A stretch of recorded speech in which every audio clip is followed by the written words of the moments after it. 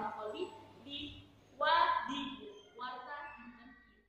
Mari dinten Salasa 6 Maret 2019 kareta api anu nuju akad ka Bandung ngajenglik di wewengkon Gayam Ciamis Jawa Barat. Anu ngajangkeun jalur kidul macet sababaraha jam. Kareta api anjlok ge anu ngajangkeun panumpang mendet di stasiun Tasikmalaya. Anu tujuanna ka Surabaya atawa Bandung ngalaman telat dugi ka 5 jam. Margina untayan kareta kahalangan ku gerbong kareta nu anjlok. Sapertos kareta api Malabar Mutiara Selatan anu tujuanna bade ka Surabaya. Kareta api nu tujuanna ka Bandung sareng ka Jakarta sapertos Pasundan jeung Seraing oge katahan di wewengkon Ciamis.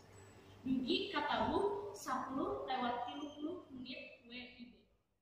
Ketua nu tiasa disampaikan, amit mundur